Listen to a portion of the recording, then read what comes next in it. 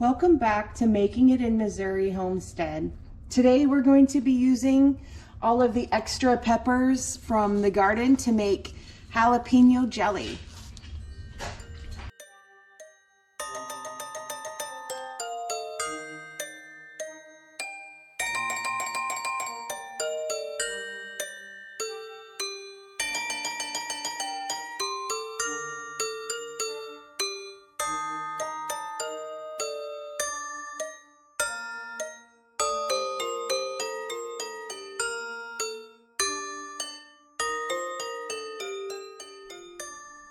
Okay, now that we have all of our peppers cleaned and chopped up in our pot, we're going to add our apple cider vinegar. So I will put the recipe in the description below, but I'm actually taking mine ×4 today. So we need 4 cups of apple cider vinegar. Normally I don't measure. I just kind of eye it. Okay, so the next step while I have my peppers and apple cider vinegar simmering, I'm going to take these jalapenos and I'm going to chop them into little chunks. I personally really like the heat, so I keep all of the seeds. You can opt out the seeds and remove them. It's entirely up to your own preference. So I'm going to chop these up and get these ready, because once the peppers are ready and we blend them and strain them, we're going to add the sugar and the salt and then the pectin, and then once all that's ready, we throw these chunks right on top right before we can them. So we want to have all of our stuff in place.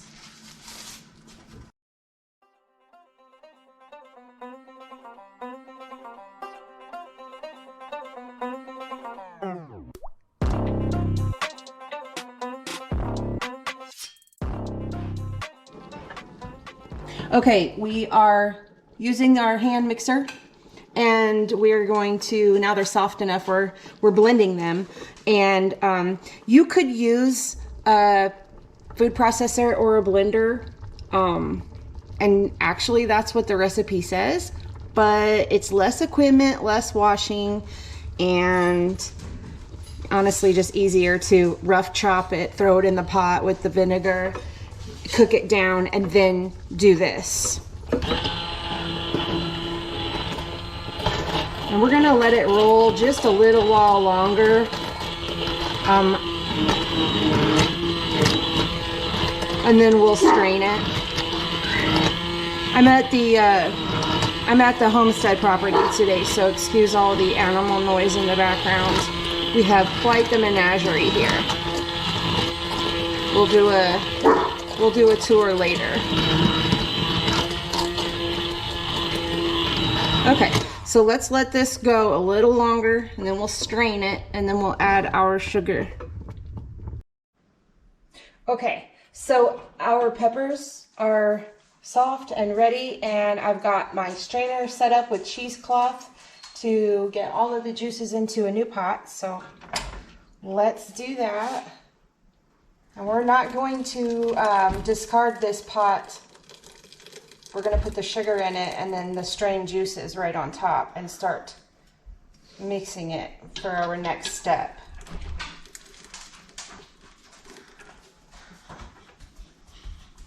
All right, let that strain through.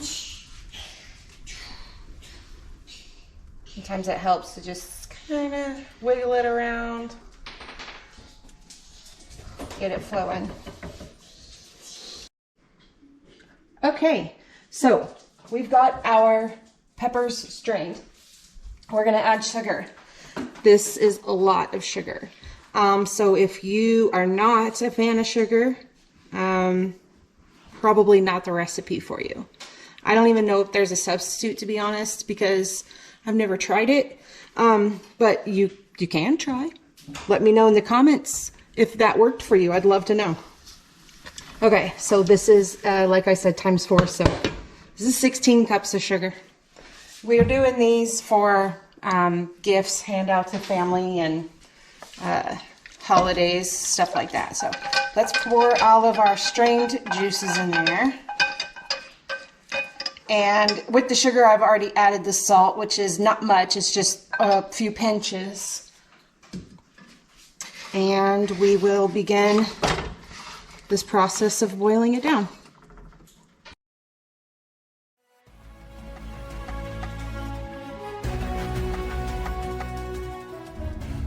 Okay, so we have our sugar and pepper juices boiling.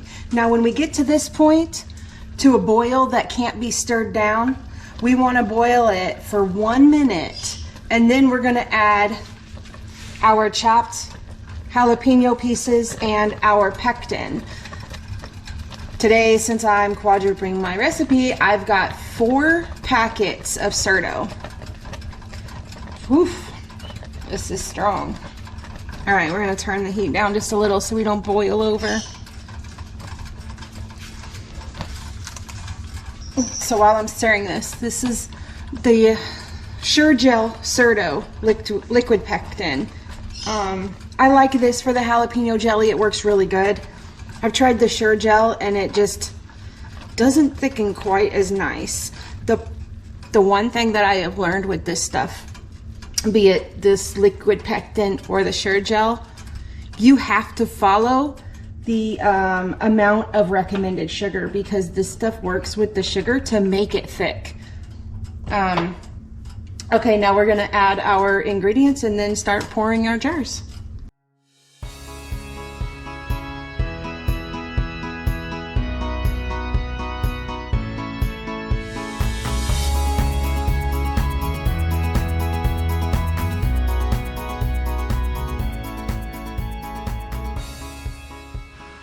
While you're finishing filling your jars, be sure that you have your canner going, and you're going to want to fill these jars while your jars are clean and warm, and while the liquid is hot, because once it starts to cool, it starts to thicken, and then you're going to have, you know, bubbles in your jam, and you're going to have just some inconsistencies in my experience. You don't have to can it if you plan on eating it fairly soon. Just stick it in the refrigerator and it'll last quite a while. The pectin is a preservative, so it does hold for quite a while. But if you want this to share as gifts or to store on your shelf through the year until your harvest next year, you're gonna want to definitely can this appropriately. And because it's high acidity with the apple cider vinegar, you're going to can it in the water bath canner for 10 minutes.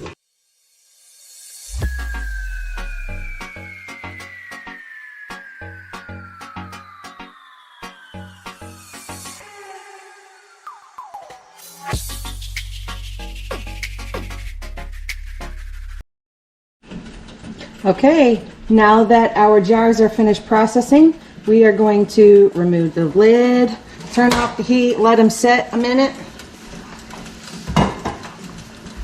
and we are going to start removing our jars. Make sure when you're removing them, you're using the appropriate tools and you're placing them on a surface that is suitable for heat. These are going to sit there for the next 12 hours at least. So be sure where you're putting them, you're okay with them staying for a little while. Typically you don't want to move them because you don't want to knock that seal. Don't forget to look below in the description for a recipe.